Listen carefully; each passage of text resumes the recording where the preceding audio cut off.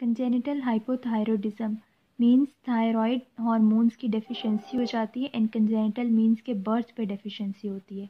ठीक है, अब थायराइड हार्मोन्स की डेफिशिएंसी 3 रीजंस की वजह से हो सकती है, एजेनेसिस, डिसजेनेसिस या एक्टोपिक थायराइड ग्लैंड। 3 रीजंस हो सकती हैं जिस वजह से थायराइड हार्मोन्स कम होते हैं। जितने भी फंक्शंस होंगे थायराइड हार्मोन्स के वो सब कंजेनिटल हाइपोथायरॉयडिज्म में कम हो जाते हैं।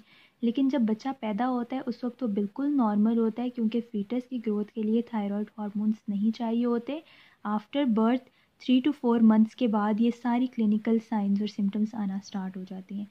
ठीक है, अब ये एक बच्चे की पिक्चर ड्रॉ की है, इसके सारे फीचर्स यहाँ पे मेंशन किए हैं कि इसके हेयर बच्चे के ड्राई होंगे, इसकी जो लैटरल आईब्रोज हैं वो या तो बहुत थिन हो जाएंगी या लॉस हो जाएंगी, ये भी समटाइम्स सिनेरियो में बता देते हैं, ये वाला डायग्नोस्टिक पॉइंट है। इसके अलावा टंग लार्ज और प्रोट्रूडेड होगी।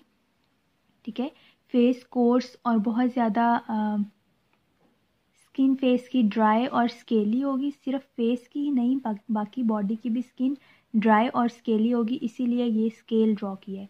ठीक है, अब लिवर क्या होगा कि लिवर इसलिए क्योंकि इनके अंदर न्यूनेटल जॉन्डिस कंजेनिटल हाइपोथायरॉयडिज्म के बच्चों के अंदर काफ़ी देर तक रहता है। नॉर्मली फिजियोलॉजिकल जॉन्डिस होता है ना बच्चों में, तो वो इन केसेस में बहुत प्रोलॉन्ग होता है। नॉर्मली तो वो कुछ दिनों के अंदर सेटल हो जाता है, लेकिन इन केस में नहीं होता।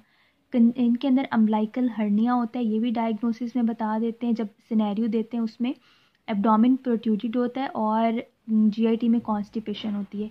अब देखो, थायराइड हार्मोन बेसिकली मेटाबॉलिज्म को कंट्रोल कर रहा है, तो जब बॉडी का मेटाबॉलिज्म नहीं होगा तो हेयर की और स्किन वगैरह के अंदर जो केराटिन प्रोटीन है वो भी नहीं बनेगी, इस वजह से ये क्या होंगे, ड्राई होंगे और स्किन स्केली हो जाएगी। ठीक है, और जीआईटी की जब मोबिलिटी नहीं होगी, मतलब जीआईटी की पेरिस्टालिसिस नहीं होगी क्योंकि मेटाबॉलिज्म नहीं हो रहा, तो कॉन्स्टिपेशन होगी।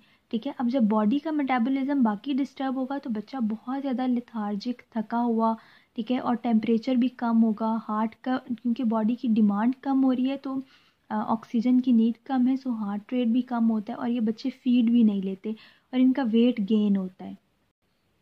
स्पेसिफिकली बच्चों के अंदर जो इसके साइंस और एडल्ट से डिफरेंस है ना, एक तो इनके अंदर न्यूनेटल जॉन्डिस प्रोलॉन्ग होता है, अम्बलाइकल हर्निया होता है, और यही सिनेरियो में पॉइंट्स बताते हैं। इसको डायग्नोज हम किस तरह से करते हैं, वैसे तो इसके बहुत सारे हैं। ग्रोथ स्कैन करते हैं, सॉरी बोन स्कैन करते हैं, बोन स्कैन से हमें बोन की एज पता लग जाती है, और कंजेनिटल हाइपोथायरॉयडिज्म के बच्चों का शॉर्ट स्टेचर होता है, मतलब ग्रोथ डिले होती है। इनका जो मोस्ट इम्पॉर्टेंट है ना वो TFT यानी थायराइड फंक्शन टेस्ट, उसमें T4 का लेवल करवाते हैं। अब क्योंकि इसमें हार्मोन्स का लेवल कम है तो उसका जो रेगुलेटरी इसका मार्कर है दैट इज़ TSH, उसका लेवल रेज्ड होगा। थायराइड स्कैन करते हैं, इसके लिए टेक्नीटियम 99 यूज़ करते हैं। ये तीनों जो कंडीशंस थी, एजेनेसिस, डिसजेनेसिस और एक्टोपिक ग्लैंड, ये उसको डायग्नोज करता है। एजेनेसिस में टेक्नीटियम का अपटेक नहीं होगा, डिसजेनेसिस के अंदर बहुत थायराइड ग्लैंड के अंदर एबनॉर्मल अपटेक होगा, जबकि एक्टोपिक के अंदर किसी एबनॉर्मल पोजीशन के ऊपर टेक्नीटियम का अपटेक होगा, तो वहाँ से हम इसको डायग्नोज कर लेंगे वाया थायराइड स्कैन। ये बेसिकली एक अल्ट्रासाउंड है। इसके अलावा एक्सरे करते हैं बोन्स का और स्कल का। ठीक है, बेसिकली लॉन्ग बोन्स और स्कल बोन्स ये दोनों ही बोन्स हैं। जो एक्सरे के ऊपर बोन्स, लॉन्ग बोन्स हैं, उनके अंदर एपिफिशियल डिसजेनेसिस मिलती है, इसी वजह से इन बच्चों का स्टेचर शॉर्ट होता है। जबकि स्कल बोन्स के ऊपर एक तो सूचर्स जो है वो मतलब प्रॉपरली क्लोज नहीं होते, वर्मियन बोन्स इनके अंदर होती है, और इसके अलावा इनके फॉन्टेनल्स काफ़ी लार्ज होते हैं, बोथ इंटीरियर पोस्टीरियर और ओपन होते हैं। ठीक है, कंजेनिटल हाइपोथायरॉयडिज्म के बच्चों को स्क्रीन किस तरह से करते हैं, कितने दिन के अंदर करते हैं, ये MCQ है कि with in 10 days of birth इनको स्क्रीन करते हैं।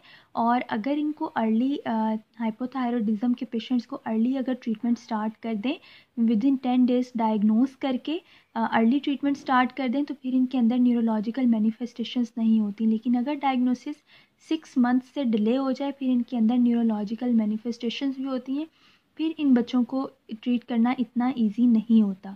ठीक है, और with the passage of time अगर ये सवेयर हाइपोथायरॉयडिज्म हो जाए तो वे बच्चों की मेंटल ग्रोथ भी रिटार्ड हो जाती है।